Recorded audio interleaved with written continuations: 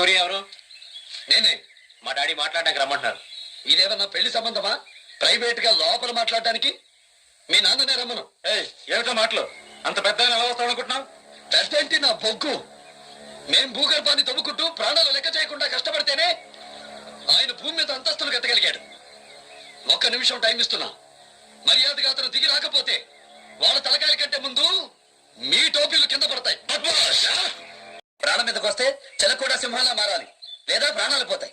కోడి పిల్లల్ని గద్దె తన్నుకుపోతుంటే దాన్ని చెప్పడానికి కోడి పెట్టే పక్షిలా పైకి ఎగురుతుంది. అలాంటిది మనం మాత్రం రౌడీలని గూండాలని సాటి మనిషికి భయపెడుతున్నాం. చివరికి కుక్కలు వెంటపడ్డా పరిగెత్తడం నేర్చుకున్నాం. కాకులు కూడా తోటి కాకి చేస్తే గుంపులుగా చేరి బాధపడతాయి. కానీ మనిషి మాత్రం సాటి మనిషికి అన్యాయం జరుగుతుంటే పిరికితనంతో పారిపోతున్నాడు. గడ్డి పరగలన్నీ కలిసి ఏనుగురు బంధిస్తాయన్న సంగతి మరిచిపోతున్నాడు.